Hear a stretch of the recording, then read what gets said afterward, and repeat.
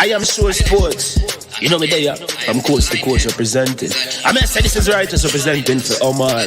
You don't know, come get your sports over here from near and far. Boy.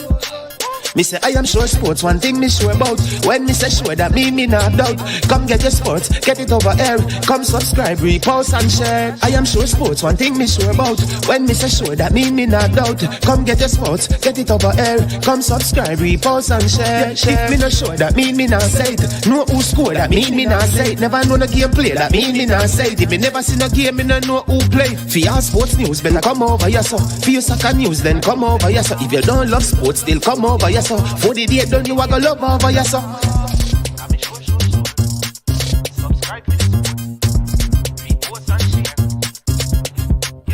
So when it comes on to behavior concerning football, Jamaica is decent.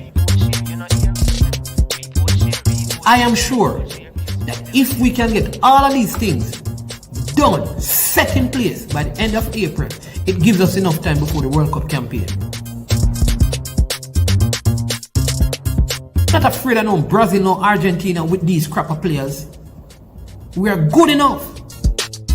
Remember to like, subscribe, share. Listen, comment, let me know what your thoughts are. Trick-Nick Jerk Marinade gives your meats and vegetables authentic Jamaican jerk flavor. The spices are directly from Jamaica. Spices like jerk seasoning, allspice, Scotch bonnet pepper, fresh scallions, thyme, ginger, and garlic. The key ingredients to a great jerk marinade. 0% sugar and low in sodium. You want to try it?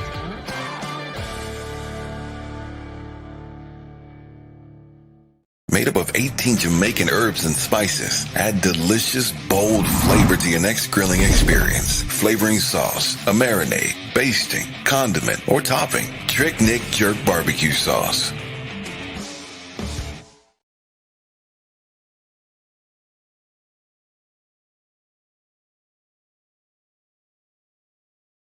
On mute. There we go. Good morning. Welcome to I Am Sure Sports. As usual, I am your host, Management. This program this morning is brought to you by Trick-Nick Catering. And of course, it will be hosted by the great one from the Twin Island Republic of Trinidad and Tobago. The one who is not just fortunate, but his name is Fortune because he has received a fortune from many places. And so if you're ever in need of mega funds from the United States, you know who to call. None other than the great one. His name begins with the first letter of the alphabet. I'm going to let him just continue to talk out there in the background before I bring him on, and he'll be having an astute guest with him this morning as we look at some Caribbean football. But before we get to that, there's a few things I want to really say that our prayers are with Shaka Hislop and his family. You'd have seen what happened and live broadcast, and we have heard that he's doing well and nothing major thus far. So we're so happy to know that. And Shaka, if you're listening, all the best, and our prayers are with you. Welcome to all the persons who are on the platform already, Unseen Sports, Fresh God, and all of you who will join. Listen, here's what we want you to do. As usual, remember to hit the like button, subscribe, like, and make sure you share the content right now. I am doing that, so go ahead and share it, and let us increase the subscriptions on the platform. All right, just a couple of things you must also know is that we have coaches from the Jamaica Premier League who are in Trinidad and Tobago, and they are doing the A license course. I know Alex Thomas is one of those coaches who coaches at Malines. Coach Theodore Whitmore is also there. But I know that Andre may have some information on that and on the under 15 game that was played over there. But big congratulations must go out to the Reggae Girls who fought bravely in their opening game in the World Cup to secure their first ever point.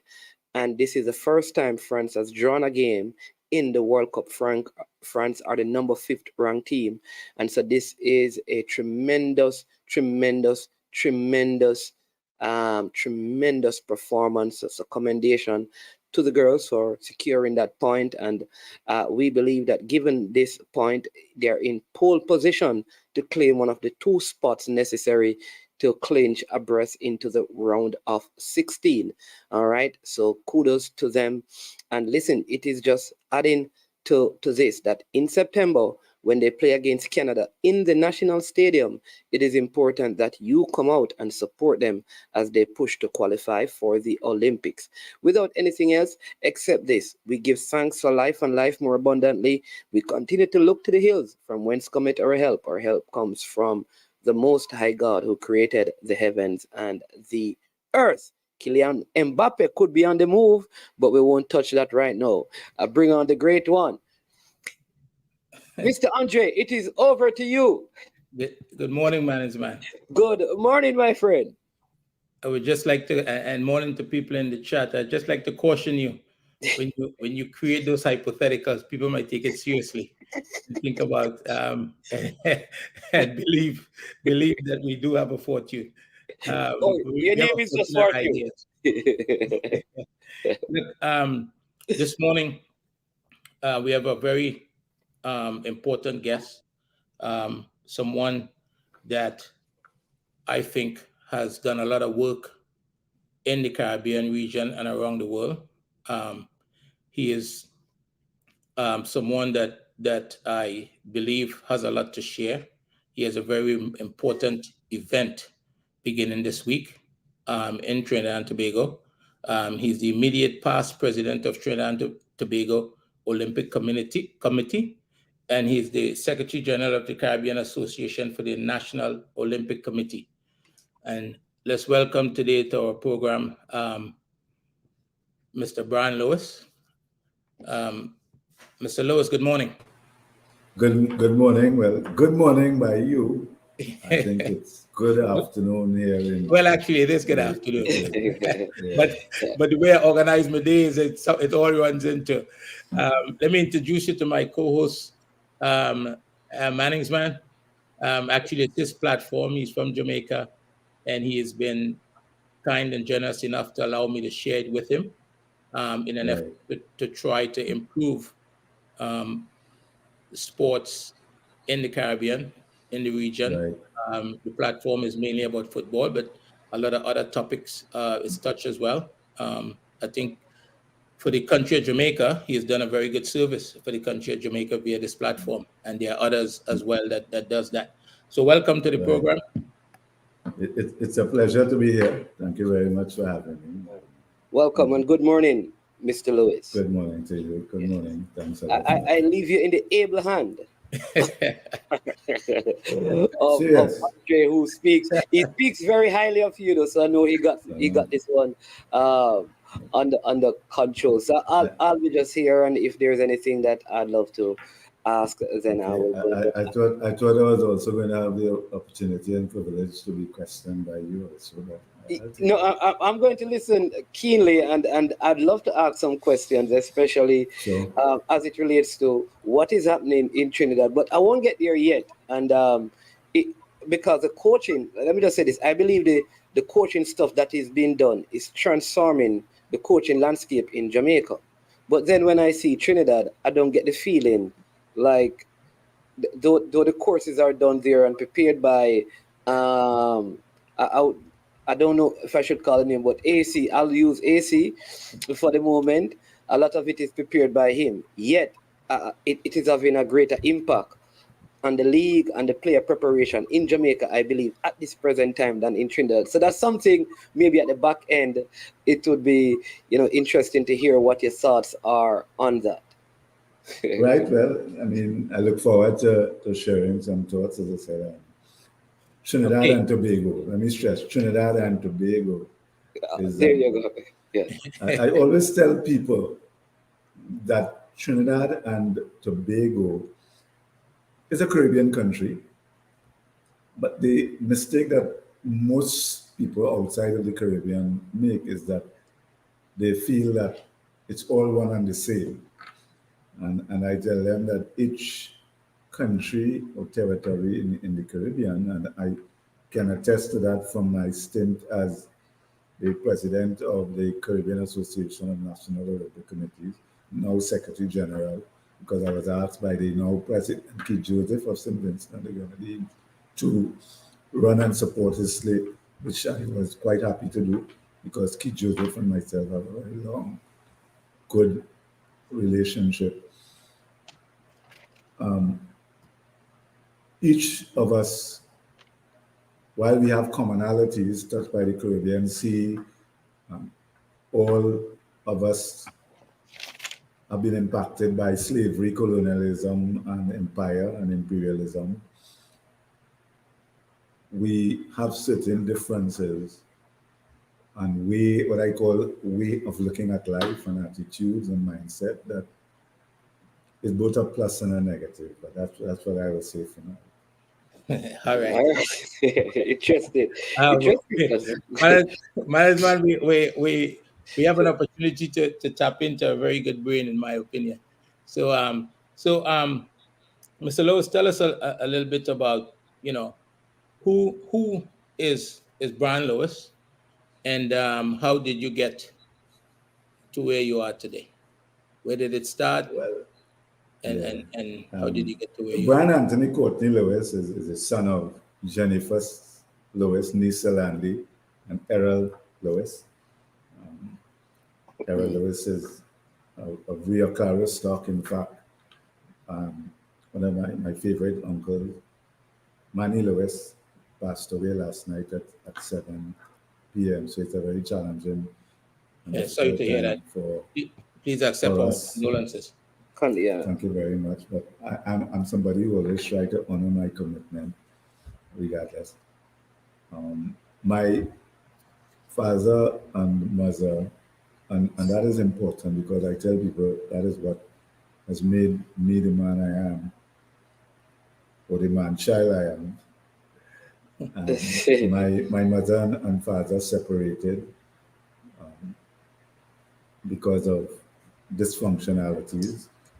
I make no apologies at times to say it, although I know that it could be sensitive for the father's side of the family, but it is a fact that they separated because of domestic abuse, that type of thing. And my mother, we grew up in Bedford Lane, Belmont. So I grew up single parent in Bedford Lane, Belmont at a time in the 60s and 70s, where Belmont was a hotbed of social activism. And that is important. Black Power, a lot of the elders around me, their heroes were people like Malcolm X, Kwame Ture, Fidel Castro, Che Guevara, Martin Luther King, that type of thing. And Calypso and Steel Band was all around us, Carnival. You had the Jason Griffiths, the Morrises, etc. So I'm saying that to set the stage. Sport was also a big thing. There are many great footballers and cricketers and sportsmen that came out of Belmont, which originally was called Freetown, as you all know, in post-slavery. So that's an important context and background because, as I said, I grew up in a particular way and environment at the time. Went to Belmont Boys RC, passed for Fatima. There were times when, as the eldest, my mother would suggest to me that as the eldest, things were a little tight. So I got warm water tea, as I call it, to go to school. But Fatima, enough money to buy a dinner meant. For lunch, she would tell me that will cut the gas. And sometimes, not all the time, and not but when I came home, she would ask me if I have homework, and I say yes. She said, "Go and sleep. The best remedy for hunger is sleep." And that was something that impacted me because coming from Belmont, there was still at the time the Belmont stigma, or the Belmont boys. We were perceived as troublemakers for whatever reason. Not that we may not, from time to time, have given merit to that characterization. Right. Because I know for myself, I had a big chip on my shoulder not having a father.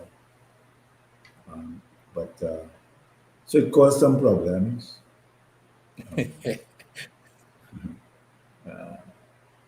And but sport has always been a central and an important part of Belmont life, Belmont culture, Belmont community. So sport in many ways became like a surrogate father for me. At that time, a lot of the men involved in sport were men. Right.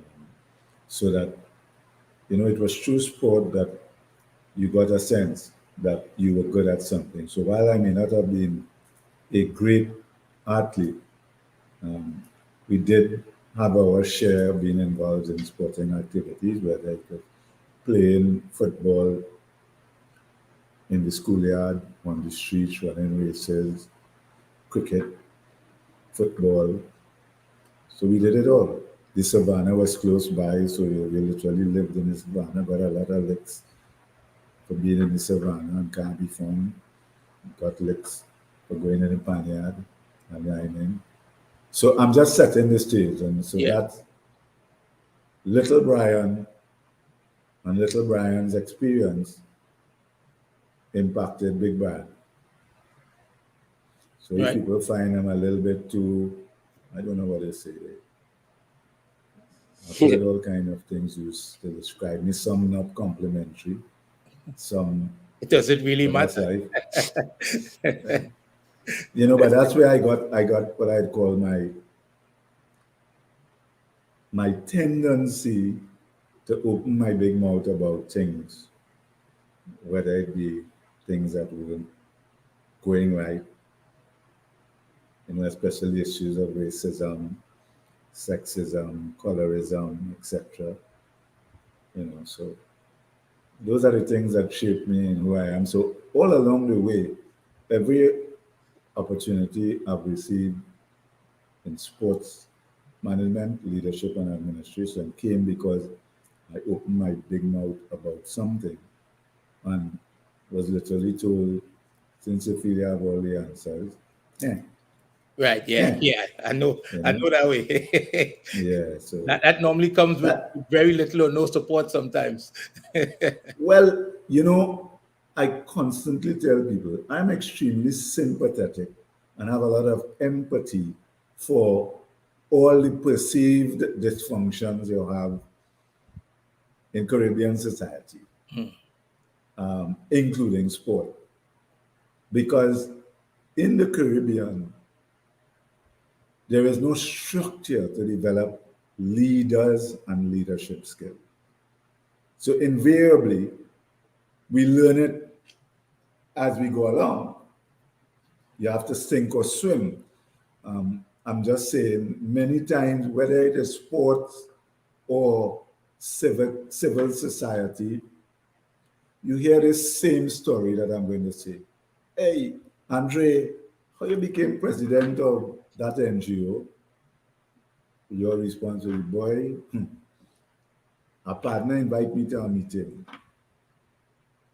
In the meeting, it turned out to be an election meeting. And somebody in the meeting said, but hey, look, Andre, fortunate man, he's a good fella, he's a supervisor in XYZ. Mm-hmm.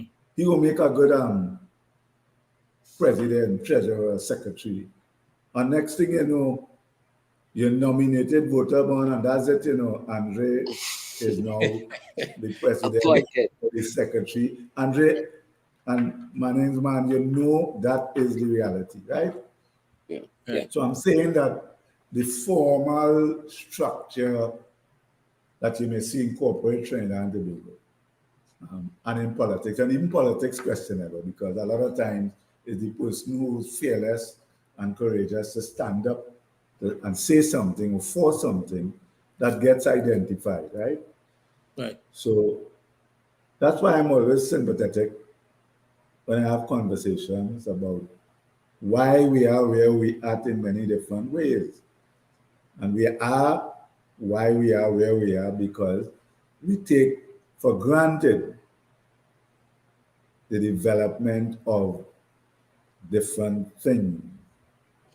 So let me just see if I can answer this, because you made a very important distinction, which is that there is no formal structure for the development of leadership.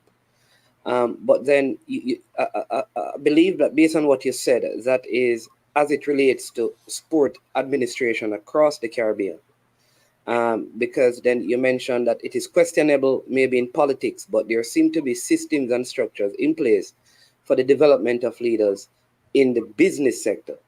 Why in the Caribbean region there seem to be a separation when it comes on to sport and business? When you look at the model, say in Europe or in North America, a lot of the franchises, for example, in the States are business model franchises with corporate leaders leading those franchises. Why in the Caribbean there's a separation of the corporate industries and the sporting industry, which leave the deficit of leadership? I think that's a perception. So you're quite right if you point to what we will call multinationals.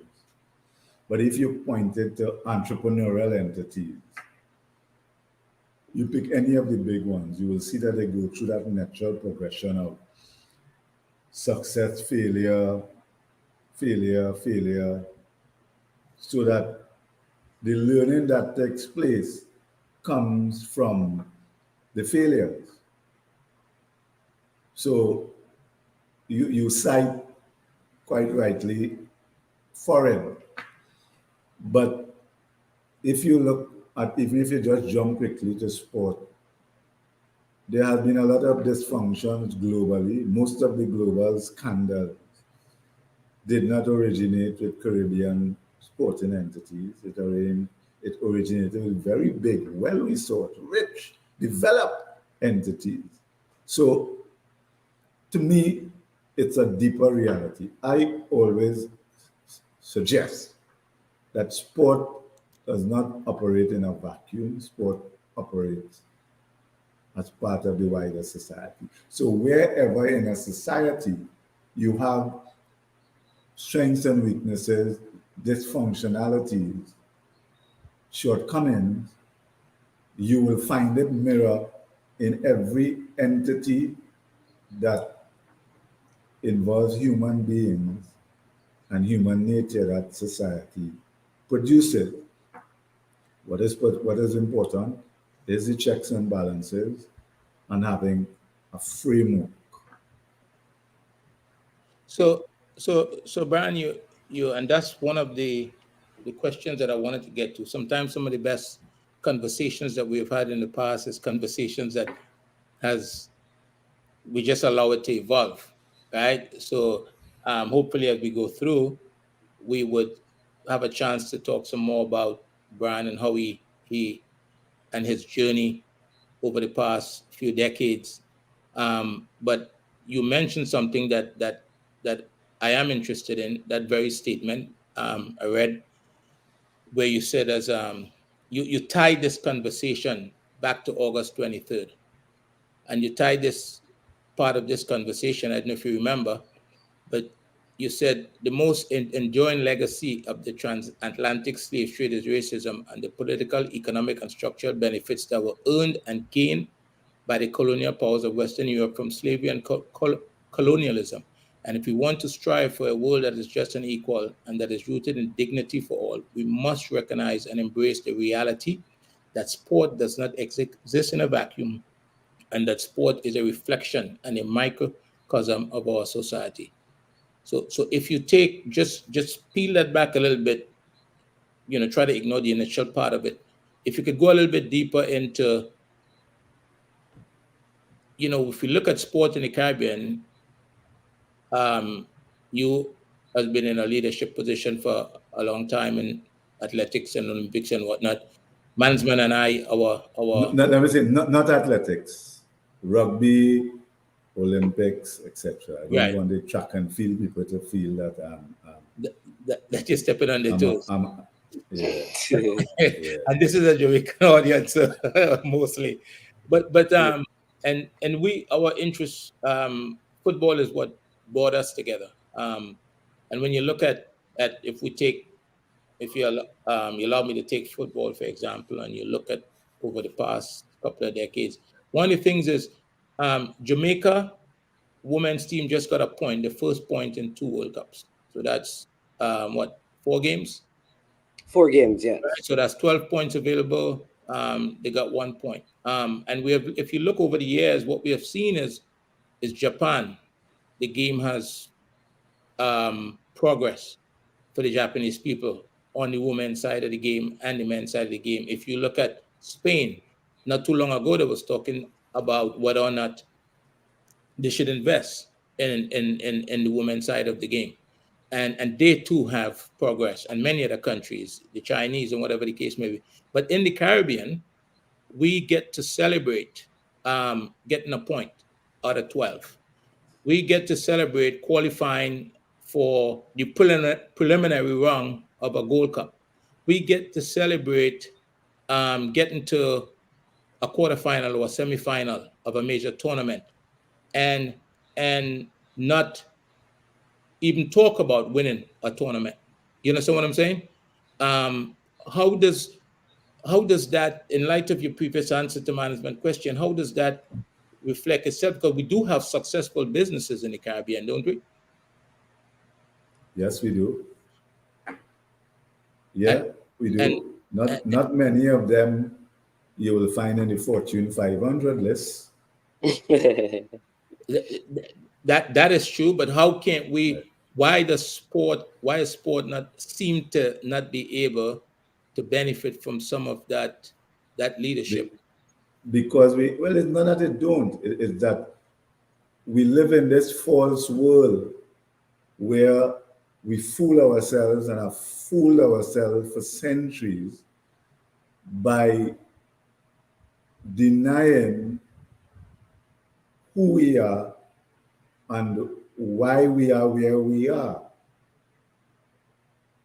We continue to try to deny the legacy of colonialism, slavery, imperialism, and empire on our society. We continue to deny, we talk about don't look back, look forward, but fail to grasp that because we don't look back, we keep repeating the same lessons over and over. So if you take sport, for example, and you ask why, and that's fair. The people who have benefited business-wise, and that's history, a historical fact. Mm-hmm. They have benefited from blood money. Mm-hmm. The blood money of slavery Mm-hmm. that has been used to invest and reinvest. Mm-hmm. There was reparations. Mm-hmm. In fact, the slave owners and were compensated when there was an emancipation. Yes. What happened was Haiti had to pay France. Britain had to borrow the money to take out bonds, which they didn't finish paying 2050. Mm-hmm. So we can't continue to acknowledge, to say that these things didn't have an impact, because then how will you come up with strategies and initiatives to redress that, reshape, retrain, to fill the gap? We talk about sport. Well, sport, including football, Mm-hmm. has been significantly impacted by the colonial attitude of sport as leisure, a pastime that you must be able to afford to play. Either afford by having funding or the time. And that's documented for anybody who delves deeply into the history and the sociology of sport. So, why is it that maybe some countries more than others? I mean, Jamaica, I've always found it a little bit ahead in the sense of the history of Jamaica, right? In terms of slavery. But why is it that Jamaica, I've always found it a little bit ahead in the sense of the history of Jamaica, right? In terms of slavery. But why is it that Jamaica, I've always found it a little bit ahead in the sense of the history of Jamaica, right? In terms of slavery. But why is it that Jamaica, I've always found it a little bit ahead in the sense of the history of Jamaica, right? In terms of slavery. But why is it No, this is not a knocker, gentlemen. Though I hope you understand that take it the wrong way. It is to take it as a historical question. If you Is cataract still sleeping management? why is it that we don't talk in the Caribbean about the lack of Afro-Caribbean business conglomerates? Why? We talk about sport, Right. but you talk about business. Right. But even the reference of Manning's man was about franchises. Right. Yes. We ain't talking about no franchise that come out of the Caribbean. We ain't talking about ritual, right? Which again, so I'm saying that the way the global sport movement is constructed, because of its historical antecedent and European-centric dominance, it is just a modern version of the plantation. Right. So regardless of how many, so we talk about footballers making large sums of money, which is right, even in cricket. They're making billions, millions. But that is still a minute percentage of the real billion Right. that goes into somebody's pocket. Whether it is FIFA, the International Olympic Committee, whoever. Look around. I'm just saying, and I don't mean to take this down there, because people say that's an excuse. Well, fine. You take it as an excuse. We celebrated Emancipation Day in a couple of weeks, 1st of August, and it's Bob Marley is still right when he sang, "We're not emancipated. We're emancipated physically, not mentally and emotionally." Right? So we still can't point to any global sport conglomerate that is run by African people, black people. So where does the solution lie? We is it we have access to more information today than any other time, I believe. Correct. So does the solution lie in the education system? Because something has to be passing on the I think you're right. It's about education. It's about educating ourselves. It is about sharpening our swords. It is about, so that being said, it is about us. Okay, if you take leadership, it is about us all, including yourself and your viewers, not assuming that leadership is something that is automatic, that governance is something that is automatic. It is something that you have to make a study. It has to become a habit. Good governance is a habit. Transparency and accountability is a habit. right. So I'm saying that while we're doing all the things that we are doing, while we're trying to seize the opportunity, while we're trying to correct the imbalances, be they perceived or not, we have to sharpen our swords. We have to educate ourselves. We have to understand the challenges we face in our society. We have to move, continue to plug away and move to where in the region, Caribbean now, the sport industry is seen as a viable industry, just as any other industry, that people can make a career of it. There can be poverty alleviation. It does a number of things. I'm not saying everybody will be a superstar. Not every lawyer will be good. Right. We all know some lawyers ain't good a little bit. Right. Doctors, the same thing. But,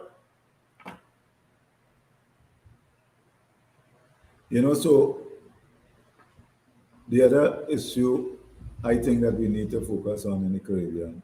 I know a young man studying sport finance. So before you move away from this part of the conversation, so when you say we have to educate ourselves, I get the impression that you're speaking about as individuals, but the formal education system from whatever age it starts in the Caribbean until adult, Five. right? From 5, there's a massive responsibility placed in that space as well. Because you went to Fatima, you grew up in Belmont and went to Fatima, and for a long time that attending Fatima St. Mary's in the school just gives you a pass to dominate the society just because you have attended there. Not always, but I hear what you're saying in concept. Yeah. And now I think we need to the educational system probably could do a better job in terms Right. of the education that is needed to get out of the condition that you're discussing. Right? But if I may, Andre, Mhm. because I know time flies fast when we're having a good time and good conversation. And from my perspective, Mhm. I tend to focus on what can be controlled and not what is controllable rather than what is uncontrollable. So if you pick education, for example, I think both yourself and management open the program and talking also about the coaching courses going on. Right. The reality is that right now, you don't have anything that you don't want to study that they don't have a course available online for. Right. It could be marketing, it could be finance, it could be economics, it could be human resource. You have that available. Right. It could be project management, event management, all the things, leadership that go into sharpening our sword, as I call it, right? Then plus FIFA and CONCACAF, if we use football, running more courses now than whenever. It has become more accessible and inclusive. So I'm saying from an education perspective, educational perspective, currently if we focus on football, there is every opportunity for people to sharpen their sword, let me use that word, to get certified in something. Yeah, but let me, and that's a very, very, I like that because I know in Jamaica there is a GC Foster College that it offers courses. It's a college designed for what you're talking about, being certified and qualified in terms of the different departments in sports, not just the on the field coaching stuff, but the marketing and all of that. The issue though is what you alluded to earlier, that we haven't made sports in general viable enough across the region. And I don't believe, and this is just my opinion, that CARICOM has done a good enough job of the Caribbean being one economic zone where talents and abilities can freely go across and be employed in the most viable space based on expertise. And and and I think that is where probably regionally a lot of work needs to be done. Like for example, your expertise, if in Trinidad, for example, you don't find it to be the most viable space, you should be free to go anywhere in the Caribbean where it is more viable financially and and gain employment, and no one don't believe you're coming there to take the spot of one of their nationals. And I think what that causes is now the interest in doing it becomes less because the sporting industry in a particular nation cannot facilitate all the skills that are being developed and abilities that are being developed.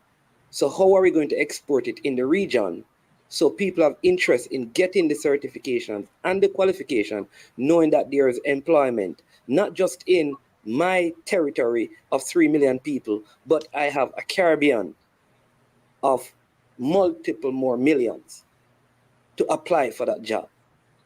And before you answer, this might PSG just accepted $259 million for a footballer as a transfer fee. All right, just this moment. we're talking about a $300 billion or more industry. Right? And in the Caribbean, there's I can't remember the figure, but the amount of money that's going to change hands this summer in the transfer window, there's no indication, there's no information that suggests any of it will come to the Caribbean. And that's my point. Exactly. If we focus on football,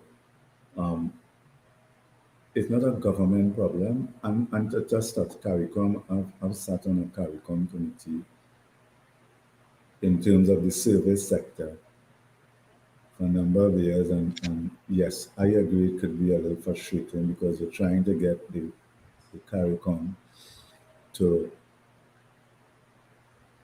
take very necessary steps for the service sector on the whole, but to include sports in that service sector. Yeah. But while that is happening, that's outside of our control. Yeah. So sports is a six, and I've said it, you Google and anything, we had a sport industry TT conference here started during my tenure at the TOTOC, where we talk about sports is a 600 billion US industry. And in many ways, we have a comparative advantage, if I use an economic term, in terms of the athleticism we produce. Yeah, we punch above our weights in most things. Look at Jamaica's record in the Olympics. Even Trinidad and Tobago, we have countries with 20 million people, and all the resources, and they're high up in terms of economies that don't have a medal, an Olympic medal, right? So if we took football, and the point that you is a valid point, here's my response to that will be. That is not government. That is football stakeholders who may be entrepreneurial. And I remember making this point to Jamal Shabazz a decade ago or more, while I was chairman of the TT Pro League team, Caledonia Mova AIA. Okay. That the most important arm and element of a professional football team in the Caribbean is its academy. Mm-hmm. And we don't have to reinvent the wheel. We look around and see. We have to be able to mimic, because I had the opportunity to talk with football minds from all over the world. And they always highlight clubs, big clubs, that are essentially selling clubs. I remember at the time they were talking, an example that was used, which I wasn't aware about, was Boca Junior. Mm-hmm. And the person who was actually like an agent for Boca Junior was telling me that Boca have over 300 graduates of its academy all over the world at different levels. Not everybody in the Premier or La Liga, but at different levels. Right. And that some clubs, this is how it was put to me. And at that time, there's a club which you all will know about, especially Andre. I think it's Ivory Coast or one of these countries, that is known for producing a lot of Premier and La Liga players out of Africa. I forget the name of the club, but the person was telling me that, and this is how they use it. They say the way their business model is designed, they only have to hit the mother load every 3 years. And I said, well, what is the mother load? They said a big signing, a big transfer.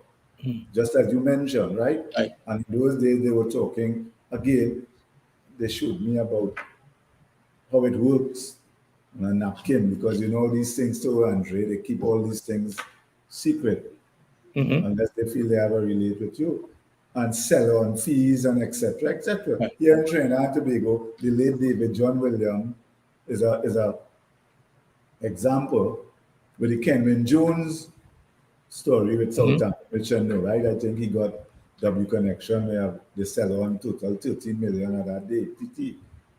But the point they made was that it is like anything, whether you have a manufacturing, you're producing anything, you have to keep reinvesting a significant portion of your revenue back into your nursery, Right. Yes. producing, right? So I'm saying, if we with all the different things we have in the Caribbean in terms of football, again, this is what I was saying, we different and we all over the place and all these silos.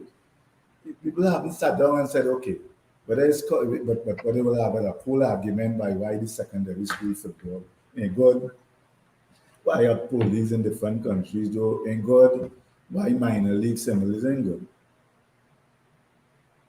And they're not having a framework and a pathway continuum for football academies, then, or schools, or whatever you call it, targeted at producing, and if you start now, of course, in 10 years, a mother load.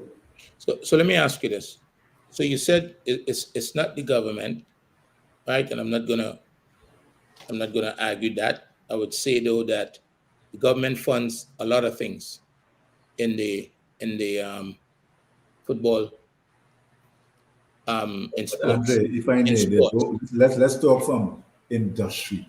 They Right, give right, tax but incentive, they do fund plenty things in industry. in the industry. All right. So, but let me ask you this. So, if you just alluded to the fact that you've spoken to a lot of football minds, um, I'm sure that there are many people in the Caribbean that I have as well. I know I've spoken to a lot of football minds as well from a lot of big environments. Um, so, what is the problem? Discipline?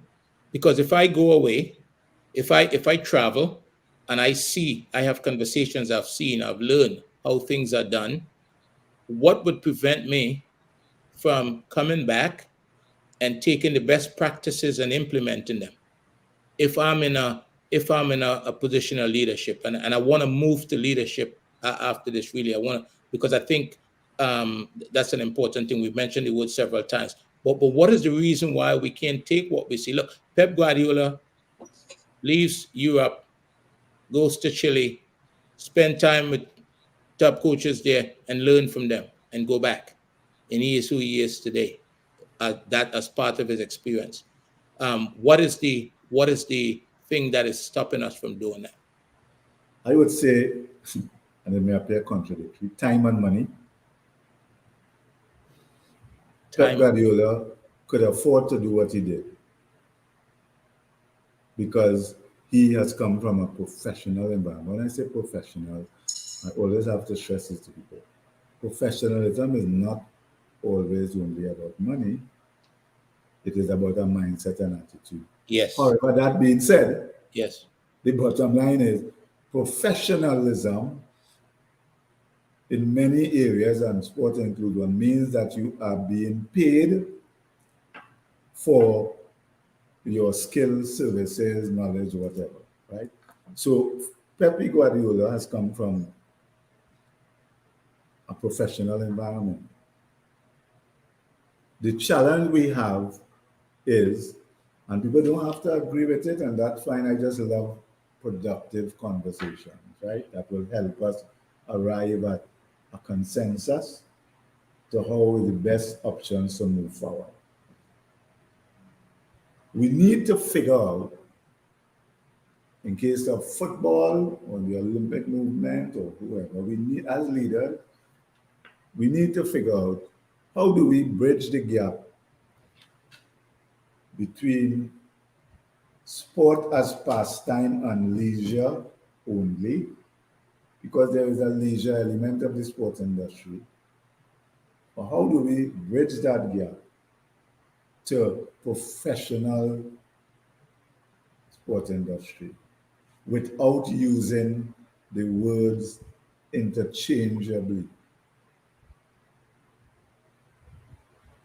That, to me, is the crux of the matter. Now, are we able to go, coming back to it, I know I said that, are we able to go to governments or CARICOM and sell the idea of sport as an industry that requires maybe tax incentives, Okay. maybe tax holidays, that allows for the seed capital. Right. I'm using that word. Seed capital. This is not about sponsorship because a corporate body's stakeholders and shareholders, Andre, and management, will not agree to invest in another industry or business. They will sponsor because it helps their corporate social responsibility. Let, So, oh, go ahead. because I was going to get to that point. I mean, when it comes on to government, I believe that most of the governments in the Caribbean have what they call a sports ministry or a department that is there for the advancement of sports in a holistic way, not just the recreational arm of it, but I suppose in terms of government, the sports ministry mandate is to enhance it in terms of the business model, which I believe should be driven by policy, which is what you're alluding to. I'm not sure about that. I'm Yeah. not sure about that. All right. Let me Because use why I said Jamaica. that, Jamaica has a there were, sports ministry, there- and the the the the the sports ministry is not just to help Jamaica do sports recreationally, but it serves as a way of developing sporting infrastructure and to make it viable as a business venture. Now, I think our shortfall is that there has not been enough policy to make people believe one, that is an industry, and there are policies from the government that will enable its establishment. So, an investor who is coming to build a hotel, while he may get large increases, he also gets many benefits when he approaches the government. They may get land, and they may get, like I said, tax breaks. I don't believe those policies are across sporting disciplines from the sports ministry in Jamaica. And I say that because even if I remove football, we have had success in track and field. And if someone wants to establish a track and field uh, club in Jamaica, there is no policy. It would be just personal favors and not yeah, but policy. why is that a ministry rule?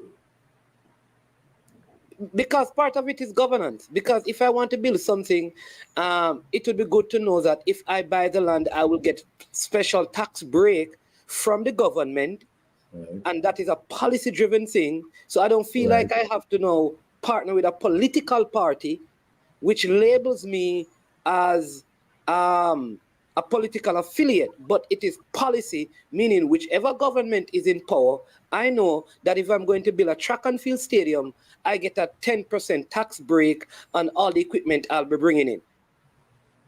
Right. I think we're saying the same thing, and let me tell you why I say that, right? Yeah. Here's my response to what you said to support it. Who in Jamaica is the equivalent of Michael Chinley? That's his name? Yeah, Michael Leachin. Yeah, and yes, Right. yes. Michael Lichin. Who Yeah. in Trinidad and Tobago, I'm just saying purely, is the sporting equivalent of any one of the top businessmen? What I'm saying is, we spend a lot of time in the Caribbean. Now, we're talking about so many different things, and I hope you understand it. Yeah. Talking about what the government's supposed to do, right? Whereas in other industries, they lobby the government for tax incentives, etc., based on quantifiable plans aimed at showing where you can, it adds to GDP, it adds to employment, it's a net foreign exchange earner. What I'm saying, man and Andre, and I'm subject to criticism, is that when we sit down to talk about sport, there are aspects of it we use interchangeably. There is nowhere in the world, no, I mean, you could pull up, right, that a government even invests in professional sport outside of tax incentive. Andre will tell you there's always that debate in the United States when they want stadium bills, etc. It has to be a business proposition based on taxes that will get a municipality to say yes, right? Yeah. In England, they don't support professional football. If you understand what I'm saying, they direct their investment to what is considered, yes, somebody will come up and say, yes, they put this in administration, right? In what is considered public good things. So, sport for health, sport to deal with the children, etc. And that's what we tie up because a lot of the conversations we tend to have, why we struggle is that when somebody says, no, invest that in health and education, which is what you constantly hear. Yes. Right? We, meaning sport, can't respond because we're going down that same road. So you could try and say, but you don't ask for a return on investment for a fire station, a police station, school. Why you asking for sport facilities, right? We have to understand that distinction, Andrea and management. I'm just saying, right? Because until we do that, what you're asking government to do is to do something that other industry might say, well, what's the basis for that? Right. Right. Give me an example of some sector of the sport industry in Jamaica, Trinidad and Tobago, wherever, which is financially and commercially viable. In other words, if three of us were sitting down in Shark Tank or in a financial institution, Andre, or in a venture capital, and a sport proposition came to us, and we using not emotional metric, but pure business metric. Right. Right. Right. And so how do we fix that? How do we fix that? So one of the things, and I'm going to ask you this in how do we fix that? What's the solution? Well, it has short term, medium, and long term. Right. So all that being said, that's a big picture. We're not going to be able to move that ball in 3 years.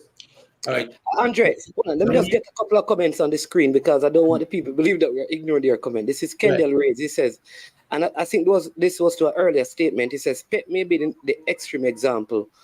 However, Dion Lafocard used loans to finance his global football education. He personally invested in his professional development, as many of us do. And then Dwight Spence says, Jamaica's biggest public-private partnership should be for Catherine Hall and the Trelawney Stadium to maximize their values. All right. So this is just tying into some of the things that were being said earlier. Right. And then Pagan 180 was saying that policy and profit when he's talking about written policy to govern certain things. And there must be, because I agree with you that government is not here to should not be just giving money, because sports will always compete with what they call the essential services, the education, the health. Right. And can it really compete with those things? So it is for private investors. Like we have in a Peter Gould, the person who runs Mount Pleasant. He comes in, he builds, he buys, spending billions of dollars. And I believe, like, for him, right, like, there should be a public partnership that now tells others that if you come here to do this kind of a thing, we, the government, have policies in place to remove red tapes. And I can speak to Jamaica. A lot of persons have gone away from sporting stuff because they said there are many red tapes to get things done, because there are not clear policies, and it's almost like you have to know somebody in high places to get through, which sometimes becomes very political. And it's always better to be policy driven by our elected officials, that means whomever is in power, there is something that is clear. There's no ambiguity in how it works, and then investment, I think, will flow easier for profit across the Caribbean. You remember back in school days when we had to, when you want to teach your attention, you put, remember this? You don't remember that? Man, you're too young for that.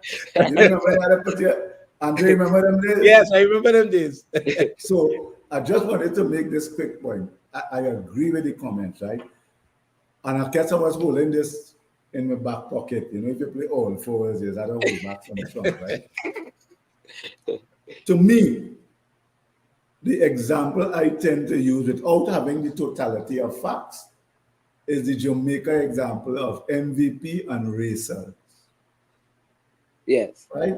Tell me what was the, I'm not saying this as a in your face, tell me, right?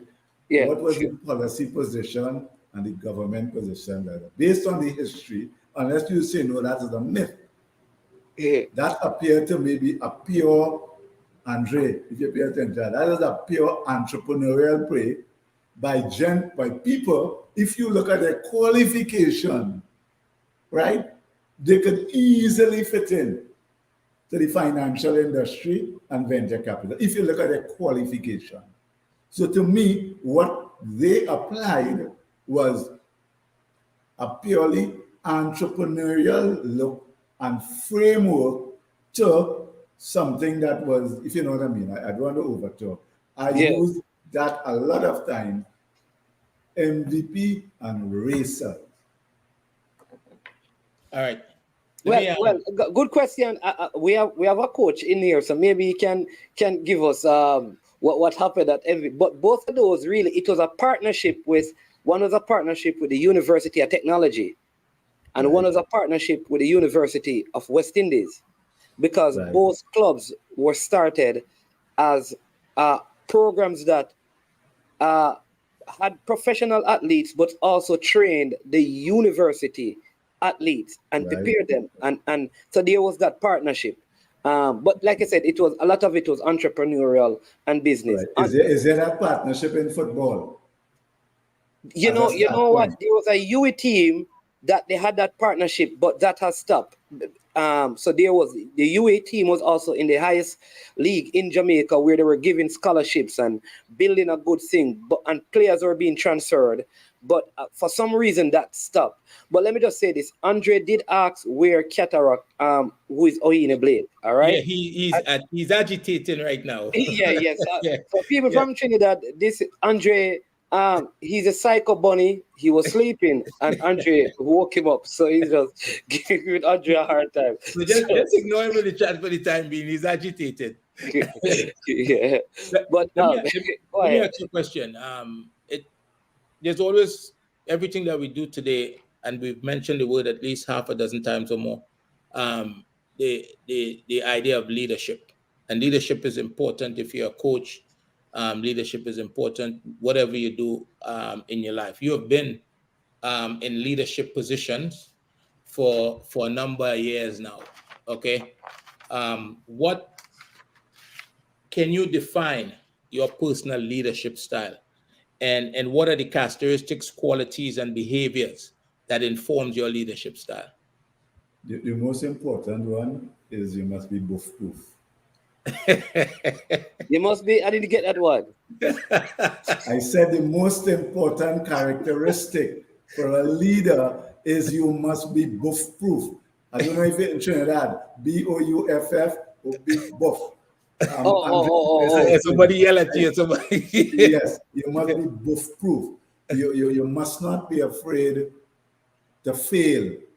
You must have the guts to be made a laughing stock, to be laughed at. And why I say that is that a leader, there are different styles of leaders, right? But in the main, if you look at the Caribbean perspective, a leader has to be brave and bold. There's a differentiation between leadership and management. We use it interchangeably because sometimes as a leader you have to have management, but the most important thing as a leader, I learned very early from my mother, from the community leaders. That's a whole different story. Is that you must have a vision of where you want to go. People don't have to agree with it, but what people like to have an idea is Andrea management, no problem. I'm coming with all you, but where are we going? All right, so we're talking vision. We're talking vision.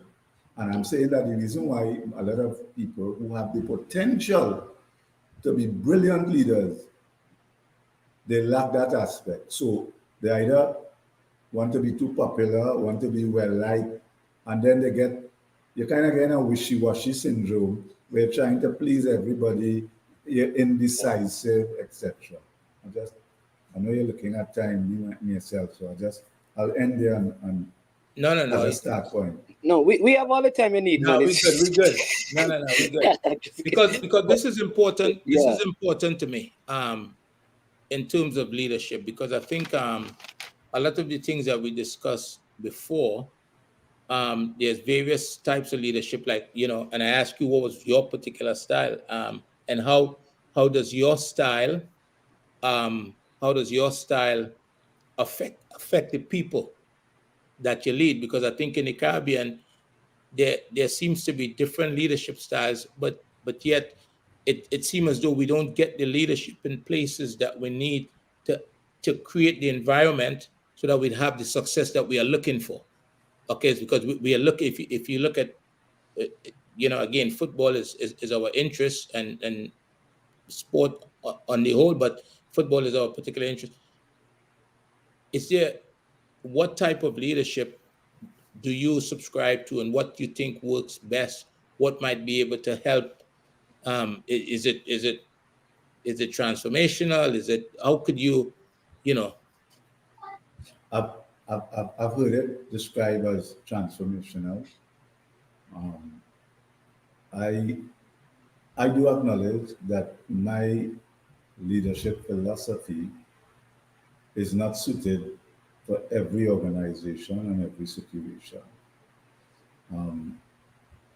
I I tend to function best in change situations, transformation, where you need to be fearless, you need to back yourself, but you also need to have confidence in the potential and talent of your people. So, so, so if I may use football, whether it's in Jamaica or the Caribbean or any country, just like I would have done when I came into the presidency of the Trinidad and Tobago Olympic Committee, I established a goal of 10 or more Olympic gold medals by the year 2024.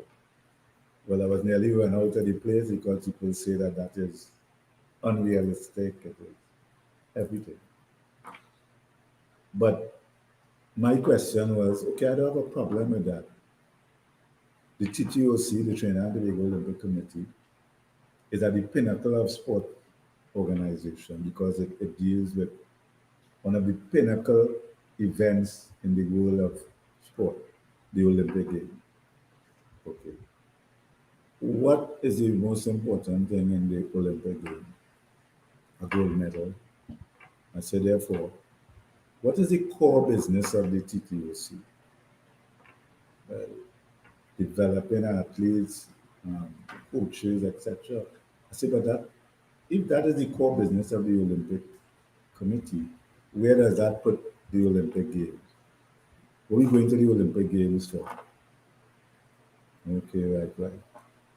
So, and then another question asked, so if developing athletes and coaches and officials is the core business of the TTOC, what is the role of the various national federation and international federation? Okay. I said, remember, there's a difference between your core responsibility or your core business and your facilitated responsibility.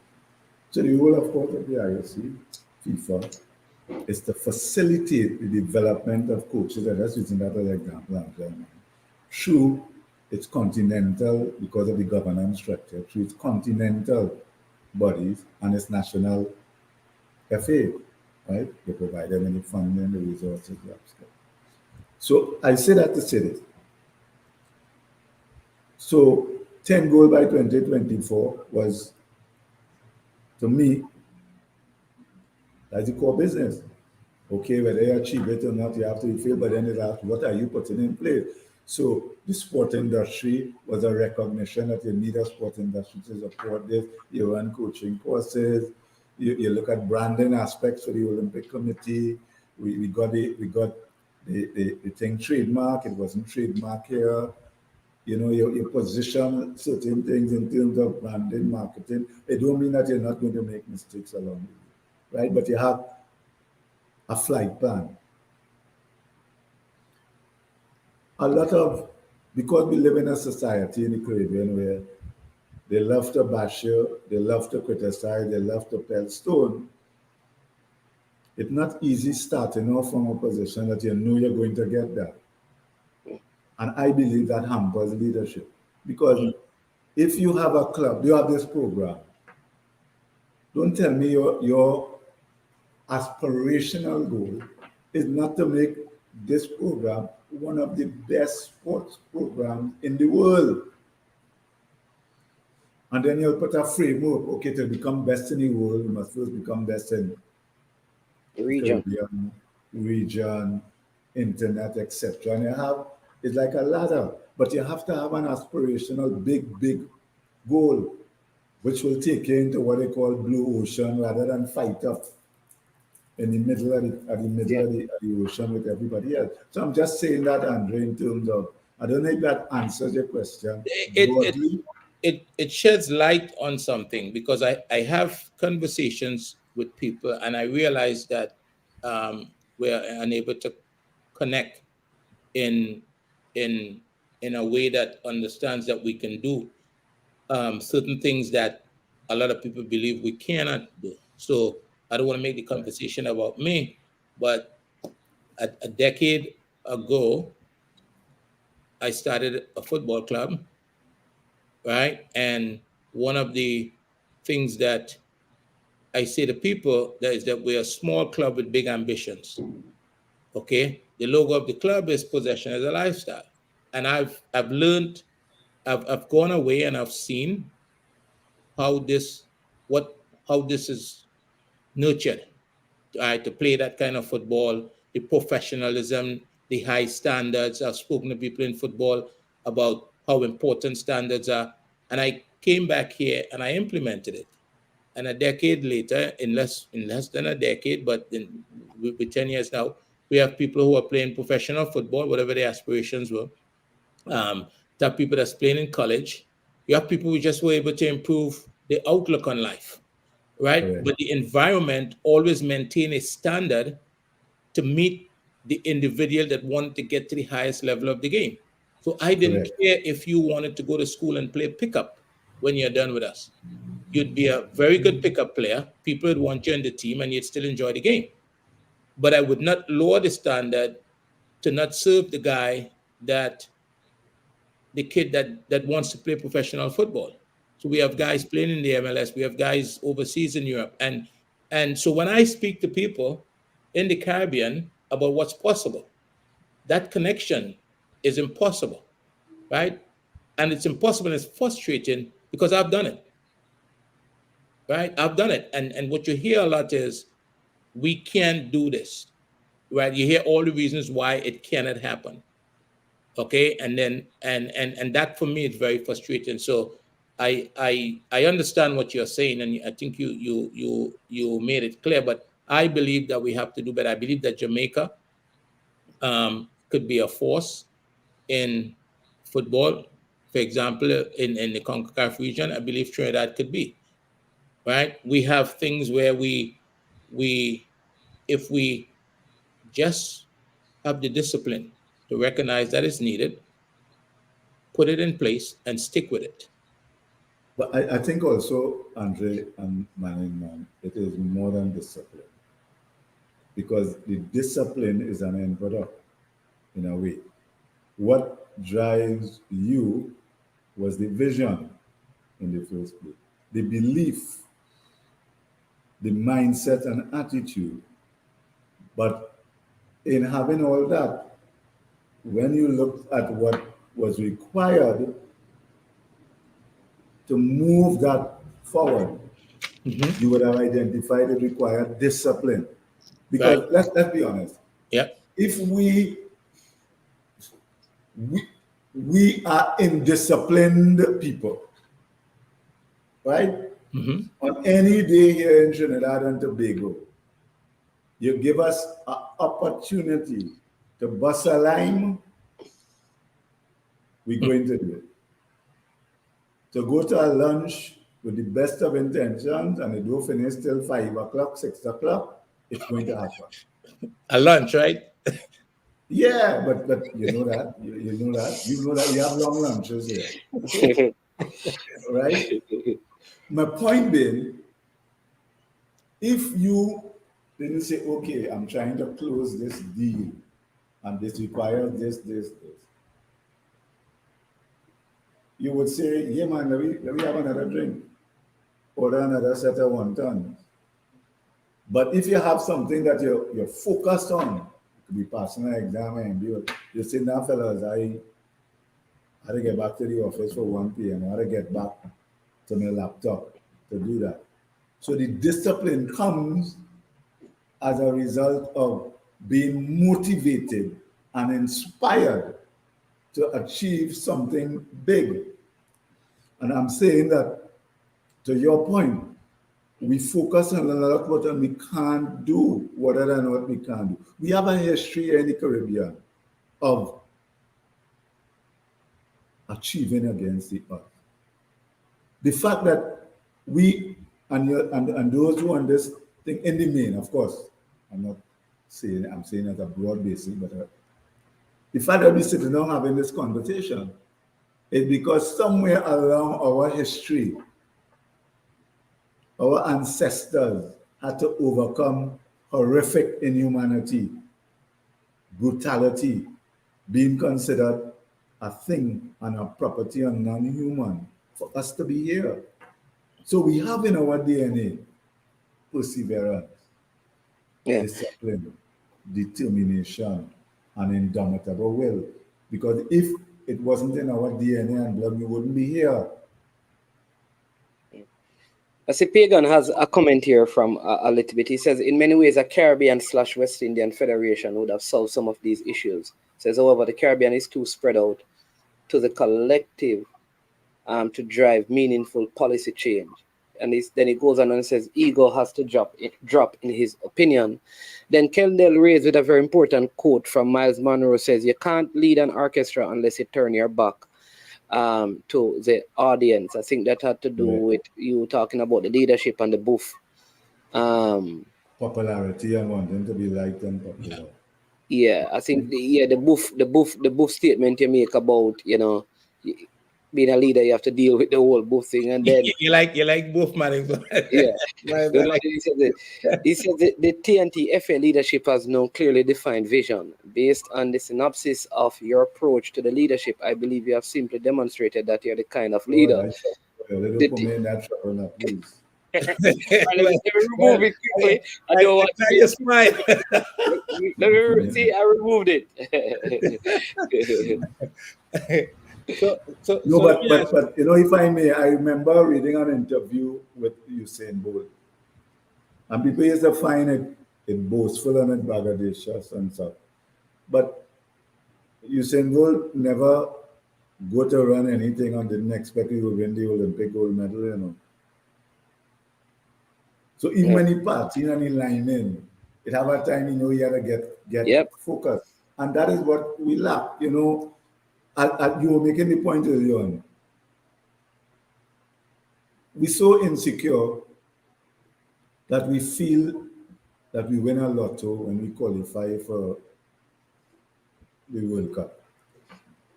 Let's use football. But because we so didn't believe it was possible, We hold on to that. It don't matter again because we achieve a goal, which is to qualify for the World Cup. But of course, you can't run 9-5-4 just so. You will start running 12, you will start and improve. And if you have the enough skill set, the training, the discipline, you will get there. Not everybody could get there. But by that, I mean, your goal would have been to qualify for World Cup. You qualify for the World Cup. Your next goal then is to qualify for the World Cup consistently. Yeah. Yep. And then you say, okay, let's aim to qualify a second time. And then you may say, okay, we now want to get past the first round. You know what I mean? But you have to have a clearly defined plan and pathway that then allows everything to drive into that. The next important question you have to ask as a leader after talking to people and say, looking in the crystal ball and saying, I believe we could qualify for a World Cup every year. You just say, well, since you say anything is possible, when we going to win the World Cup? I say, well, to get to that, you have to qualify consistently. Right. You have to get past first rounds, and you have to climb the ladder. Yeah. Whether we have the scale and whether we have the capital and the structures to be able to do that, different question. Some teams recognize that they will not be a Real Madrid or a Barcelona, but their goal is to qualify for the final rounds of the Champions League for the top 16 every year, right? Right. Because if they could do that, they're in with a fighting chance. They will attract the investment, the sponsors, the capital, Andre, that follows success to reinvest. Yeah. But if you're afraid to do that because you're afraid who will laugh, of course, some days just happen in business, some days it fail, whatever, but you're confident. USA didn't qualify, Trinidad knocked them out, Tobago knocked them out. What they do? They put their tail between their legs and say, that is it? No, they went back, of course. So we also have to recognize that the second most important question a leader has to ask himself is, what is it going to take? Because a goal without a dream, without a plan, is a wish. Right. Yes. That could easily turn to a nightmare. So the next most important question about what will it take in terms of time, in terms of energy, in terms of commitment. And if you say it will take $100 million, I just call in a figure, then you say, okay, what are the plans, strategies we will go about doing that? If you say, well, we need to produce a certain level of players that could beat Andre Academy 10-0 every time, then we ask ourselves, what do we need? We have development plans. How are we going to structure our development plans to fit our needs? Is it going to be in the communities? Is it going to be like Jamaica track and field, school-based? I just use an example. I hope I'm not talking all over the place. And No. Understood. No. It's let me say, but all right, okay. We need to take the comments because, like I said, I don't want the people in the comment section feel like we're not asking, allowing Brian to answer the questions. So Neo, and then I'll get back to you. Maybe you can respond to this. It's a little bit digressing from what you were just saying. He says neither Jamaica nor TNT, and he has open and closed bracket Caribbean, have a single media market, locally or overseas, strong enough to incentivize seed investment. He says, don't we need to integrate our media markets and sports product? So I'll allow you to answer, and then Andre, you can go from there. Of course, it's a valid point. But here's my addition to that. Last time I checked, I subject to verification. In terms of the English-speaking Caribbean, because remember, you have the Spanish Caribbean, you have the French Caribbean, you have the Dutch Caribbean. So in terms of if you say English-speaking Caribbean, Last time I checked, they had more people in the diaspora than they had actually on the island. So in the modern environment, we need to, in terms of media, in terms of access to capital, because there are, I'm just saying that, there are Caribbean people who are doing huge things, gentlemen. They're making ton loads of money, whether it be a Michael, Leeching. Leeching, I always mix it up because Chinleys are a big Trinidad and Tobago family, right? So I'm saying, if we limit the media base to the Caribbean, it's valid. Because I know from the Caribbean Association and National Olympic Committee perspective, we had a challenge with an effort once to monetize the Olympic rights. In terms of the market, I think Sportsmart and Flo would also have had that experience in terms of the ability because of the population. If you take out Cuba, Puerto Rico, Dominican Republic as an example, it's whether the Caribbean has the scale and scope in and of itself, in isolation, to be able to drive the scale of return on investment that the person quite rightly highlighted. My answer to that would be, we can't limit the board. We have to embrace the digital OTT market in terms of tapping into Andre's constituencies and those others who live in abroad. So how do we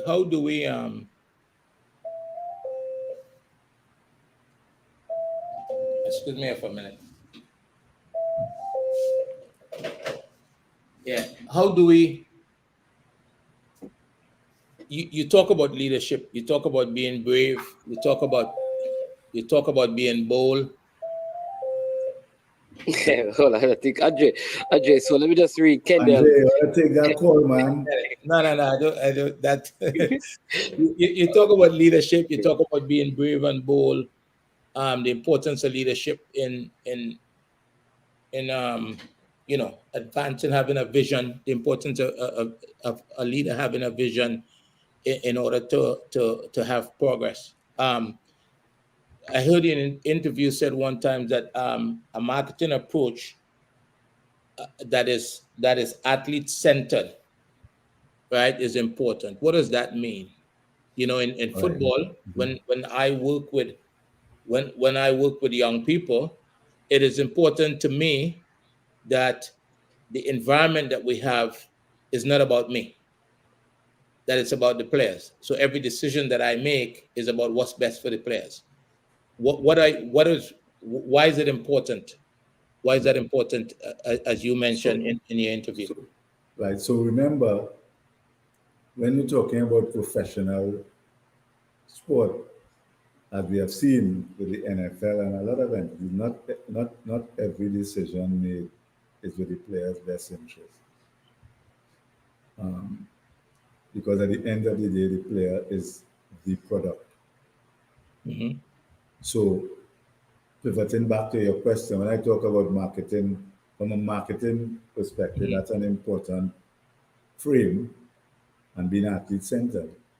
From a pure marketing perspective now, not necessarily HR, Right. it means that you have to be aware that your team, your athlete, your footballers, your netball players, those are who build your product. Mm-hmm. If you look at the NFL, the NBA, there's always the big, they create all these things about the draft, the thing. What is it at the end of the day? It is about who the team has on its roster that gives the fans hope, the sponsors hope, the people who will come and play hope that you will put out a winning product. So it was in that context. So if you use football, for example, Jamaica,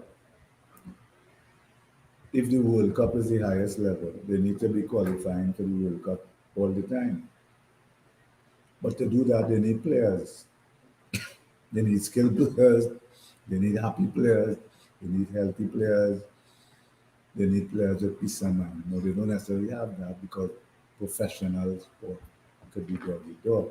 But the point I'm making is once you have that frame of reference, you will then be able to fill in the lines and the structures that affords you to be able to do that. I don't think when you have the sport is still a pastime perspective and you need to be able to afford, it puts the onus on the athletes, players, etc., and their support staff to provide that as opposed to the other way around. So I believe that Jamaica, any football association, any Olympic, any national federation, your focus have to be your national team. Now, what will drive that? You may decide it's the local structure, premiership, semi-pro school, but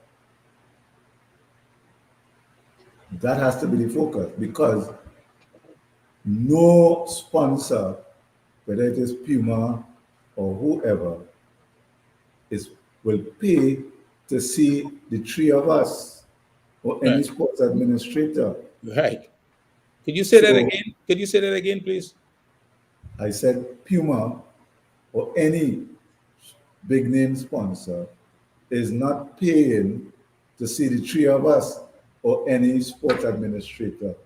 Right. And the You have reason to why I ask qualify you to that. say Yeah? that again, They might pay us to support this program if they feel you're putting it up. But you understand the point I'm trying to make. yeah, it's a very important point because over the years, there's been an accusation that says that the sports administrators, and specifically in football, believe that they are more important than the players. That has been an accusation that has been leveled, and that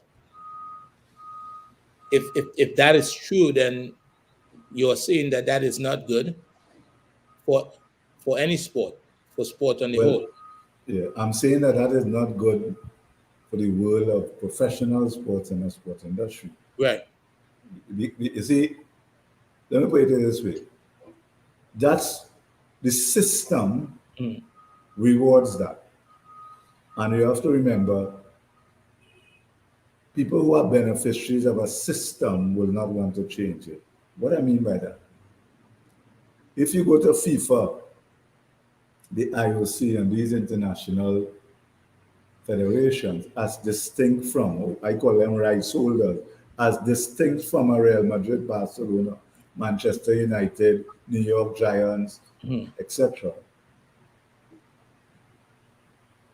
FIFA provides funding regardless of whether you make a World Cup or not. The IOC provides certain funding regardless of whether you're producing Olympic athletes or not. So it is very easy for sports administrators to sit down in that comfort zone. There is no accountability. So if, for example, and what I mean to clarify that, if, for example, the system in which sports administrators operate was like a professional setup, many of them would have lost their jobs long time ago because it's not performance driven. Remember the role of a traditional sports administrator. That's why I have an issue with conversations that use words interchangeably. Mhm. A sports administrator role is to administrate the sport. Make sure in FIFA's case and the FA, make sure the national team enters a competition, whatever FIFA competition, make sure the rules are applied, whatever system of rules and regulation, right? That's their role. That's their primary role.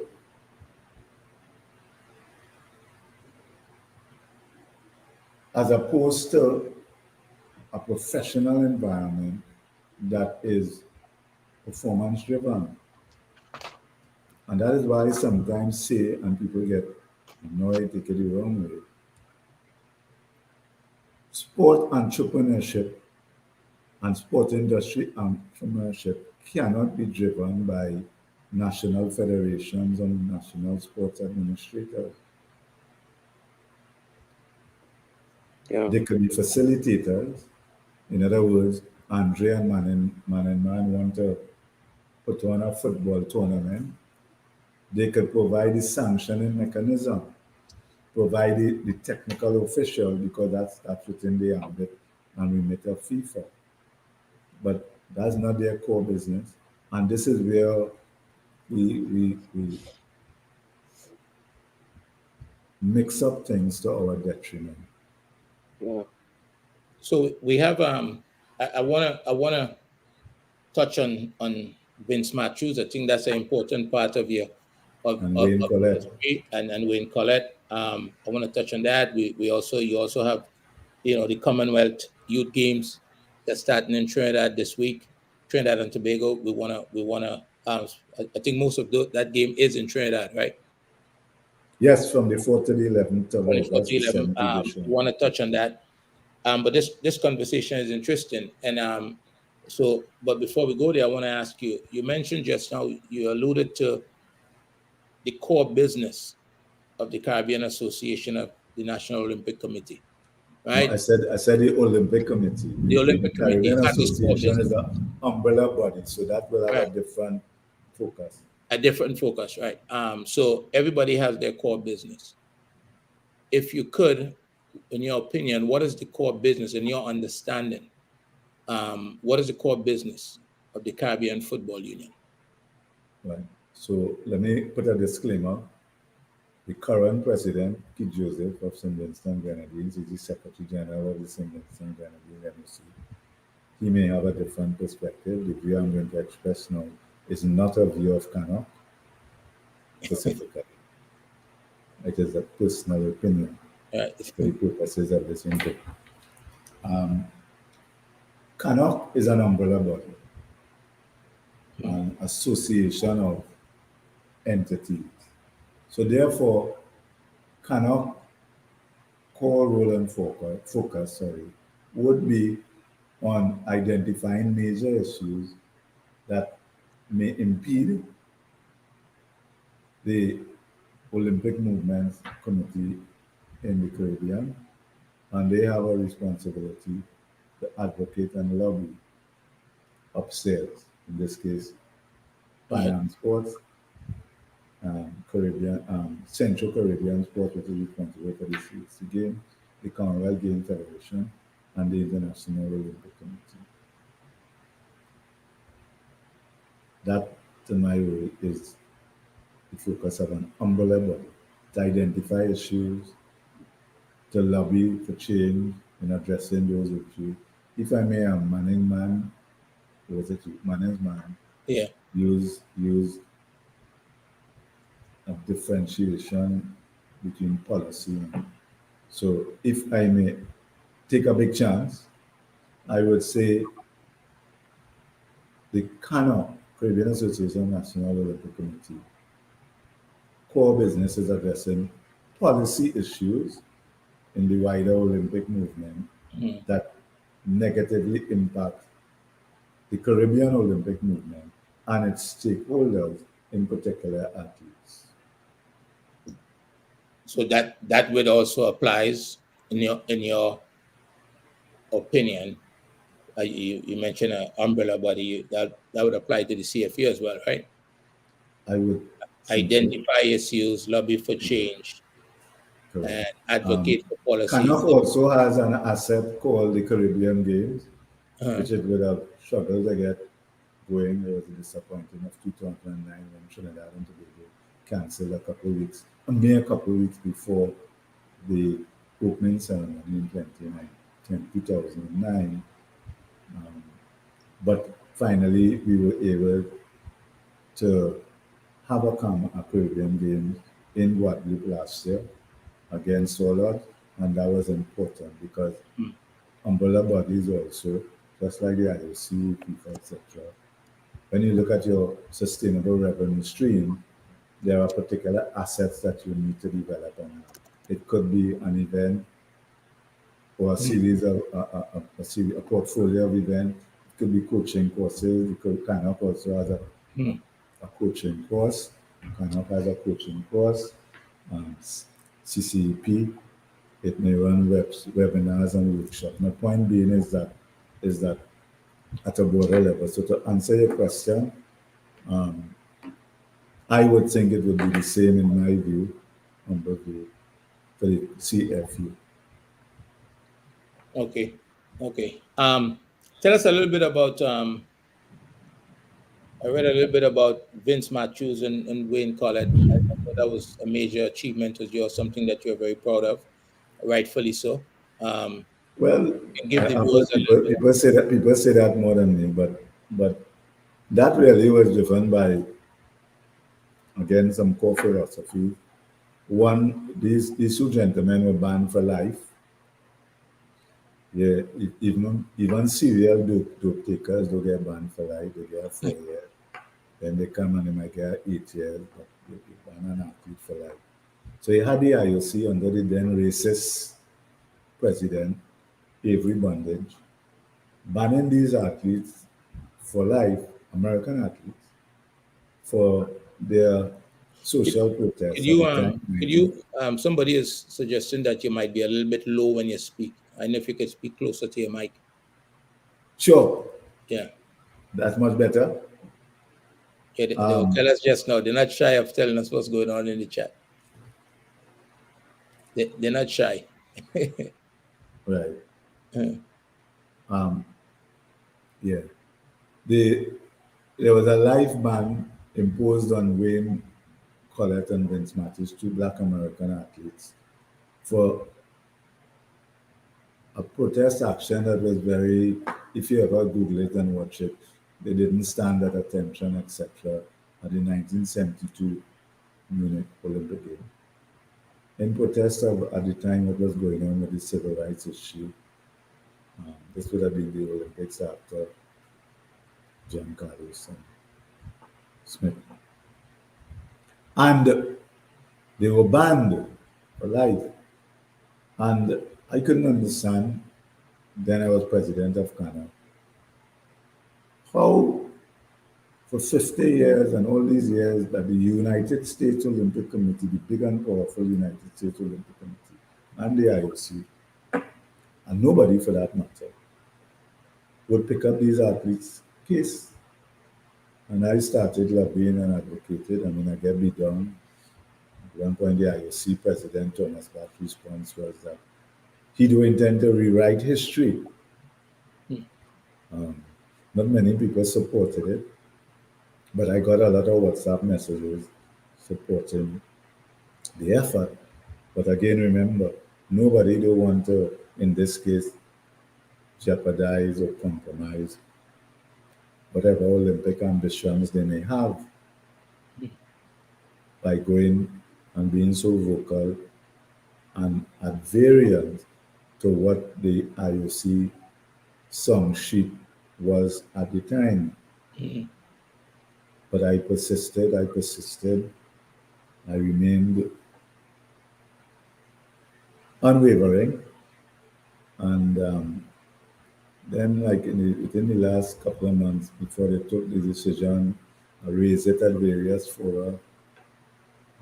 Mike Sands, a Bahamian, who is now the president of NACA, which is the continental or the track and field version of CONCACAF, wrote about it and wrote the IOC and wrote World Athletics and raised it at a World Athletics Congress. So I suppose that would have,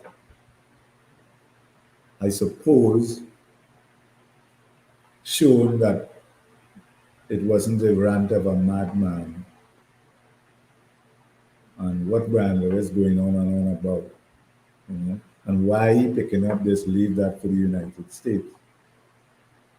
So December around there, the IOC decided to rescind in a type of a way the decision. And of course, it was covered by everybody, the essences and the Ebonies and whatever. So, and then everybody, after it was done, joined in congratulating and saying it was a brave and courageous stand. But one of them heroes was back in that when, you know what I mean? It was very safe to come out now. The IOC agreed. Everybody could come out now. Right. And that is what I meant earlier when I'm saying about leadership. I would also have done something that they said couldn't happen, which was gotten the IOC, International Olympic Committee, to approve the pan version of the Trinidad and Tobago national anthem. Yeah.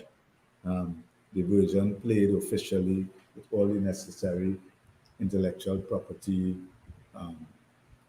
permission by the National Steel Symphonic Orchestra of Trinidad and Tobago under the directorship of Aqua Leith.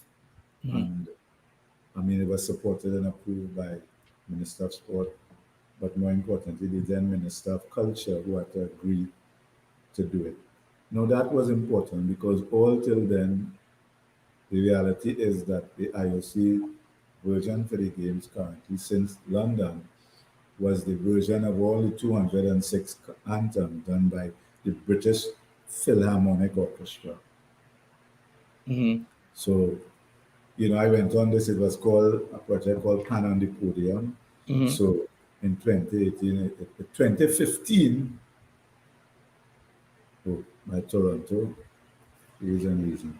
But it was first accepted by the Pan Am Sports, so it was played at the Pan Am game, the CAC game, Commonwealth game. The IOC was the last. So when the 4x100 meter relay team got their reallocation medal, for the first time in history, the Pan version of the anthem was played. The point I'm making is not to make it about me. That also was an advocacy effort that refused to accept that this is the way it was done, this is the way it always was done, and this is the way it will have to be. I just felt that the history of Pan, we deserve to have our Pan version of our national anthem. And as a matter of fact, as we speak, I think today there is some United Nations process to make August the 11th World Steel Pan Day. So I'm just saying, Andre, in terms of leadership, there are different things that you have to lead from the front line. And again, this is you may express a certain amount of humility about it, but if you were to detail the process, obviously you'd have had to have some leadership qualities that would bring that to the forefront. And I think there was a statement made earlier that you kind of shied away from, but I think that statement is one that you shouldn't shy away from, because we need leaders. We need leaders with vision. We need leaders that are brave, as you mentioned earlier, that are fearless, that can solve problems, that can lead by example, that could mentor future leaders. And you seem to be ticking a lot of those boxes, in my opinion.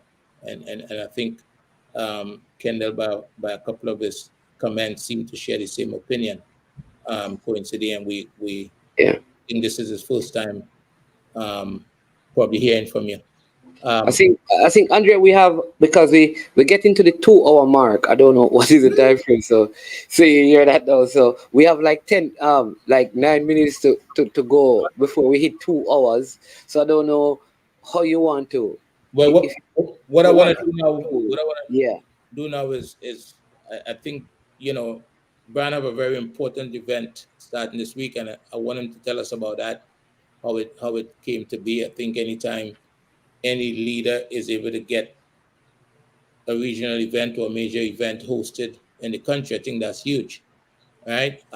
So the Commonwealth Youth Games, which I think is labeled Trinbago 2023, is that correct? Yeah, Trinbago 2023. Originally Trinbago 2021, but because of COVID, it was postponed. Right. So tell us about that. How you went about bringing that event to Trinidad and Tobago, and what should Well, people expect? well, it's going to be held the 4th to the 11th of August in Trinidad and Tobago. So it's going to take a lot of firsts, but you all can Google it in terms of, what the approach that was taken to it. But again, that was one that at the time people said there was method to Brian Lewis's madness.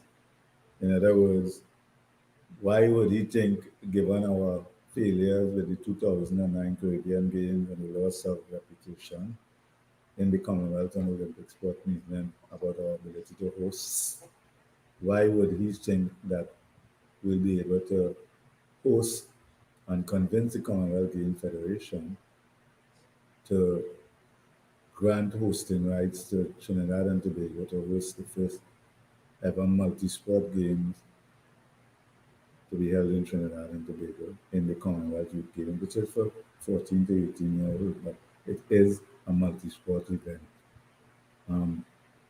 So, I mean, an important thing was, yes, while I had the idea, the vision, it meant you had to pull together a team. So you had to get the support of the Minister of Sport and Community Development,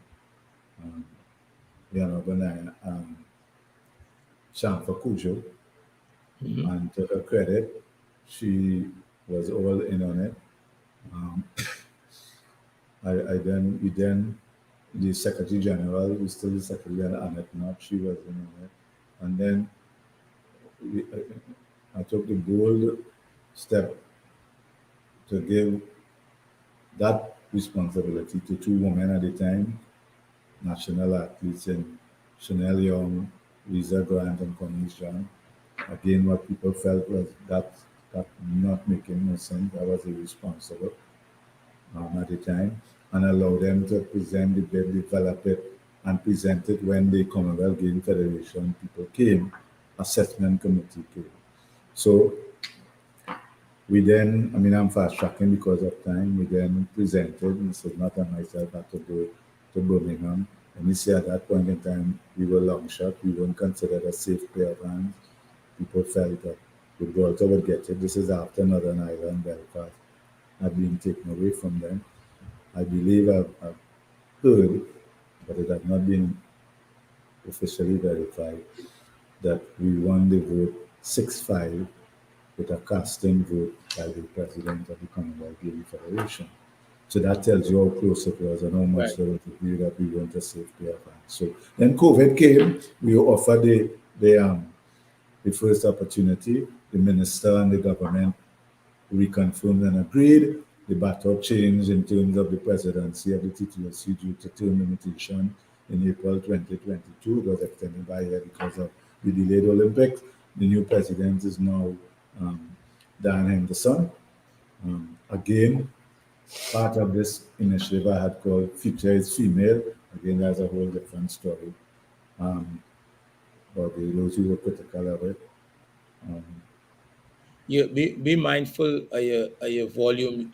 You're giving material to the agitator in the chat. Yeah, no problem. My apologies. So, and here we are. The contract was signed in August 2022. A local organizing committee was put in place, now chaired by Douglas Camacho, originally by Ephraim Serret. And we are 2 weeks away. I'm the immediate past president, so the leadership on this has passed. I continue to support as and when needed.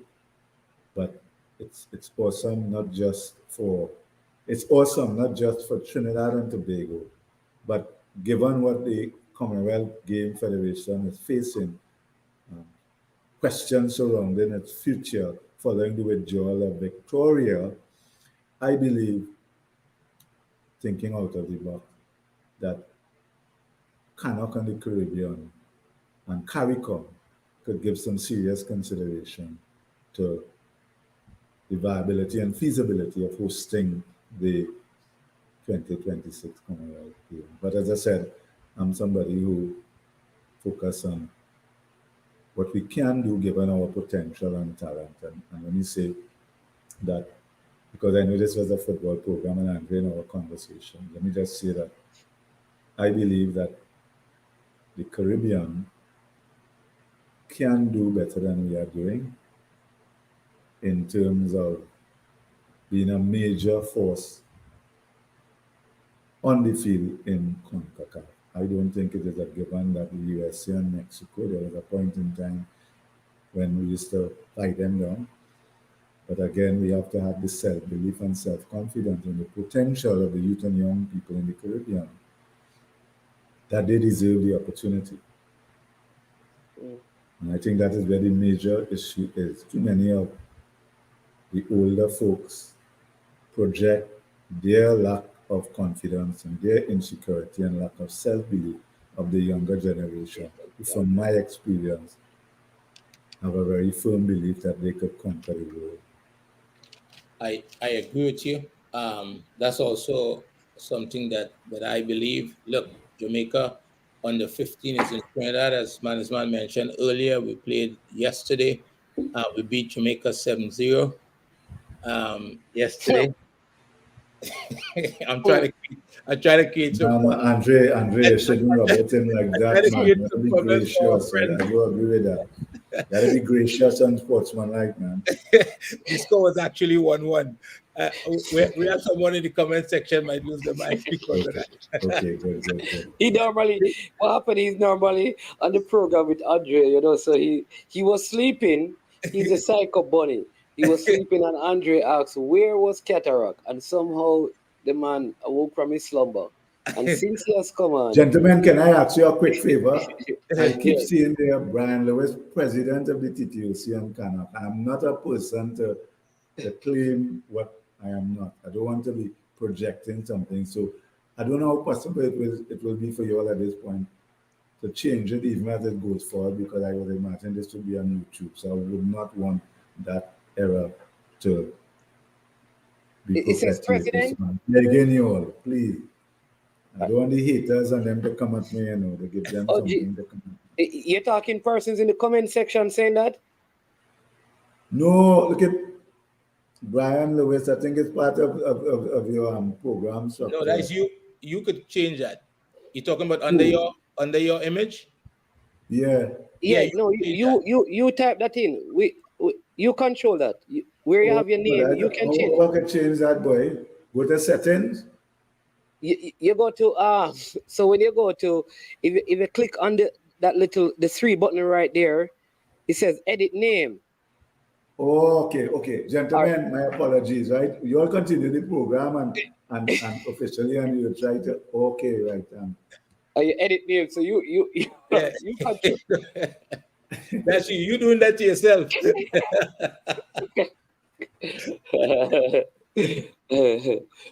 I understand, Management. Yesterday the game was a good game. It tied 1-1. I didn't see it. Okay. But there were some conversations about it. So immediate past president. While you all right, you want it changed? So let me see, because I can't just do this. It's telling me, please limit it to 50 characters. So I was not going about to take off. So let's go immediate.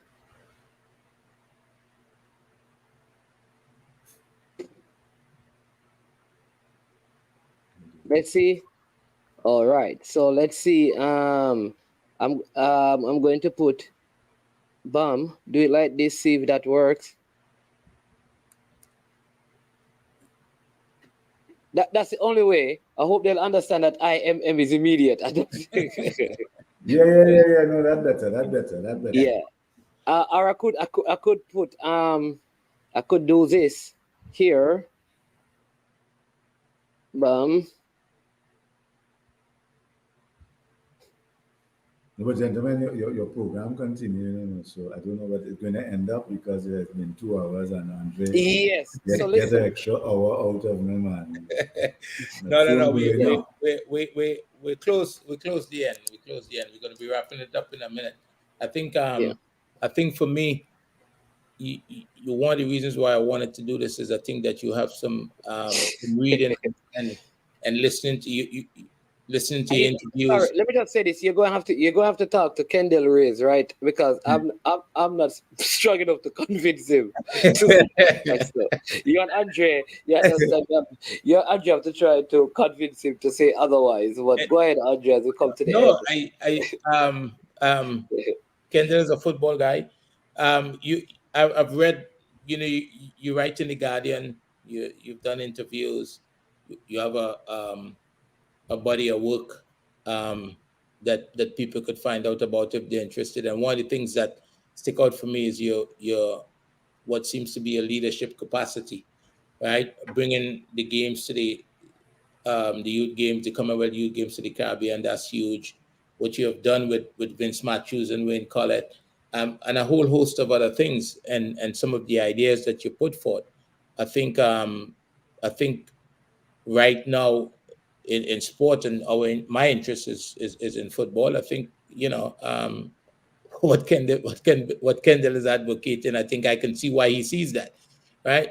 Because he's someone that is quite that understand leadership and the importance of good leadership. So something for you to consider. I've heard you mention in the past in reading some of your writing, conservatism versus traditionalism, and how that could affect progress. What are your thoughts on that? How does that affect us in the region in terms of our ability to move forward? I think it is a huge obstacle. As I said, that tendency to play safe. So invariably, we tend to be comfortable bringing the past to the present rather than bringing the future to the present. Yeah. I tend to be more on the transformation end of the spectrum because I believe, and from what I've seen making leadership a study, and the people who I admire as leaders, or who I may not admire, but you have to watch and take certain lessons from them. They also think 50, 75, and 100 years down the road. And I've noticed that with most what we call developed countries, the culture of leadership in the main, I mean, there are exceptions to rules and there's good and bad and everything, tend to be about creating something, a legacy for which they will not benefit. I think that we are in the Caribbean, and as I said, I think it is one of the trauma, as a result of the trauma of colonialism and slavery, where we tend to be very short cycle focused. So everything is built around a 5-year election cycle, a 4-year election cycle, where when people get either elected or appointed, they forget the people's interests and more focus on how am I going to get reelected or how do I keep my position. They then get seduced by the perceived perks and the status, and they forgot their manifesto and why they articulated and the promises they made.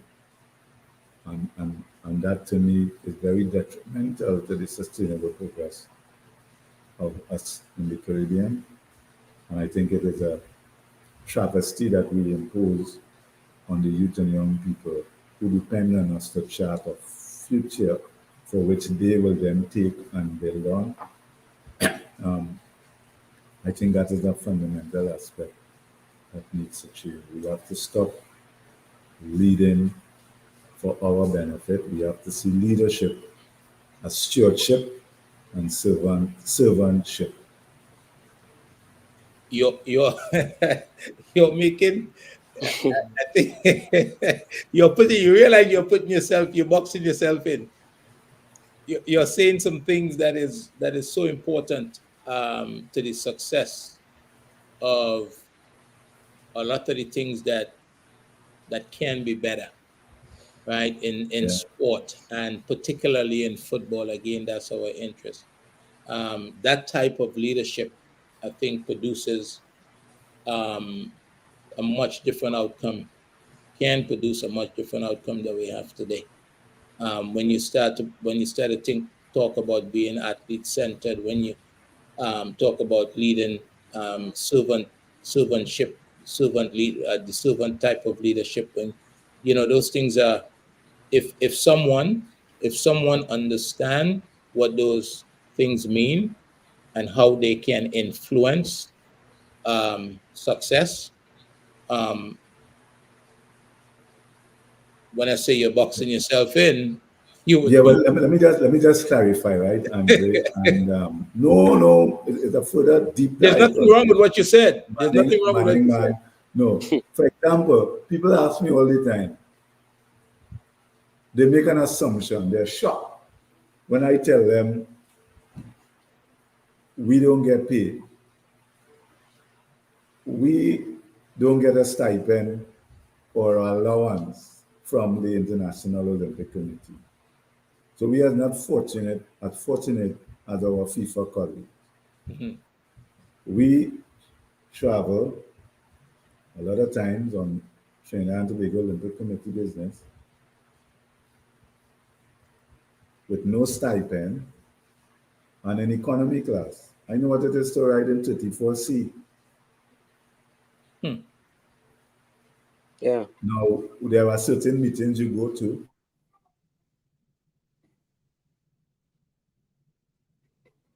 I froze. I think his internet froze. Yeah. Yeah. I mean, when it comes back, Andrew, we should just wrap up and Yeah. then, because maybe battery or something is down because it's over the 2 hours, and maybe we can get him back on because it looks like there is a, yeah, Yeah, it looked like it's frozen, like it's. yeah. Maybe the battery has died or something. Yeah. That's normally what happened.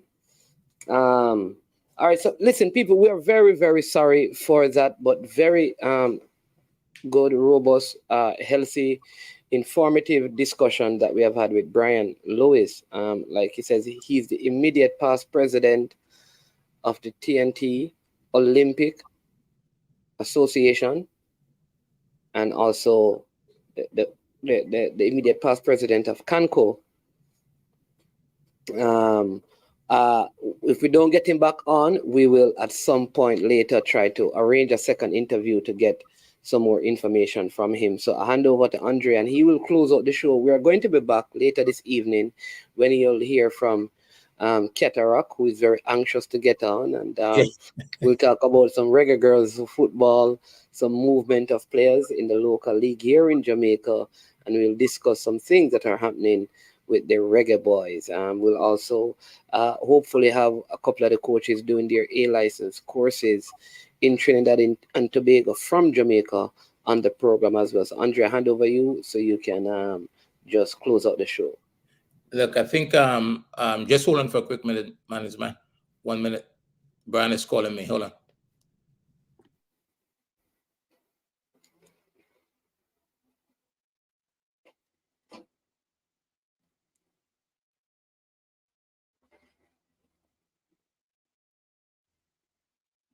Here we am located in Port of Spain, Trinidad, so I have no internet other than in my laptop. So that's what happened. All right. Yeah. All right. No problem at all. We're gonna close it off. We're gonna close it off, and I'll be back in touch with you. Okay. Okay. All right. Thanks for coming on. So you apologize to me. That is what has happened. Yeah. All right. Okay. Yeah. Did you hear that, management? Yeah, man, we heard. Yeah, Yeah. feel something. Yeah, I think I enjoyed the conversation because I think he brings a skill set to the table that I think he should be considered. Kendall comments about running for the. I read in the Express the other day that there should be an election in a few months. And seriously, he brings some a skill set to the table that would make him, in my opinion, a strong candidate. So we'd see. He may or may not be interested in that. Yeah. So certainly that should put in front of him. But I enjoyed the conversation. I thought it was very informative. I think if people go back and listen to it, some of the conversations that we have and have had in the past, as recent as last week, I think some of those things were addressed from a different perspective, and I think it could give us an opportunity to look at we need to be better in the region. We need Jamaica, Trinidad, and everybody else in the region need to just keep improving. And I think there's an old saying, we are our own worst enemy, it seems. We are getting in our way of progress, and we just need to do better than that.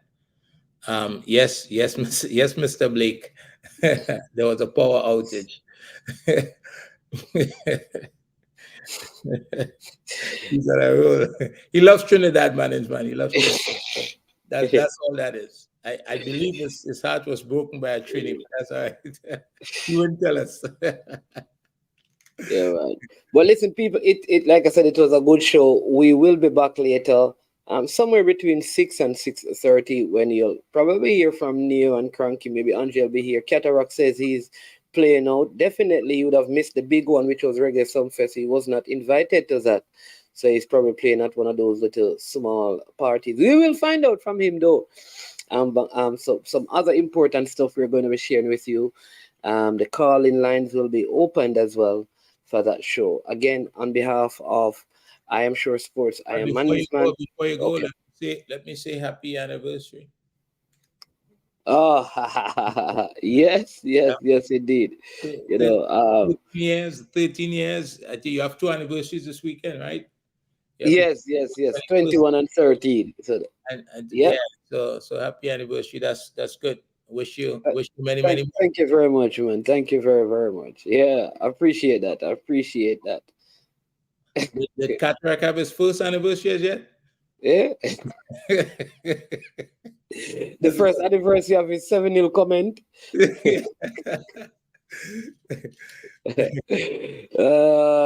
But bless up to Cataract and everyone else. So join us later, 6 to 6:30, somewhere there. We'll discuss some more sports. But Andre, very, very well done. Thank you so much again for coming on, for doing this, for arranging this interview. For those who are watching for the first time, please make sure that you subscribe to the channel if you have not done so yet. Also, remember to like the video and to share the video. That is important to do. Again, we keep on saying that some of you keep asking where the super chat is. We are having some difficulties with that. Until then, if you desire, you can still contribute to that platform. How can you do that? We have a Zelle thing right here. It's very easy and it accepts all amounts, just like a super chat. In fact, it is better because when you do it this way, then the funds go directly to the channel. Normally, when it goes through the super chats, there is a percentage that goes to YouTube. So you can use this if you want. And if you can't, totally understood. Just hit the like button, subscribe, and share. I am Manny's man, and that is the man from Trinidad and Tobago. He say, be careful what you say about the surname, so we will not go there. You have a wonderful, wonderful rest of the day. As usual, when it gets to this point of the show, we say, I am Manning's man. That's Andre. This is I Am Sure Sports, and we are over, and we are OUT out of here. You better prepare yourself for the big time so you can tell the kids about it. Yo, this is Delirance. I remember Green and Yellow Organization presents the annual Ali Cup Junior Football tournament. It's an invitational thing, so you know it loud. August 10, 11, and 12. You see, August 10 are oversteps. August 11, Jamaica College, and August 12, Excelsior Ground. So that when you're loud, it's proud, because we're going to bust the crowd and the cloud. Never shout out to Sambo, shout out to Chris Bailey, shout out to Scholar. Remember, the sponsors are there. Babsy Grange, True Juice, Western Sports, Sportsmax, and Sam Isaacs and Son. Delhi Rankin say that when you're big, Ali Cup Junior Invitational Football Tournament, August 10th, 11, and 12. Be there.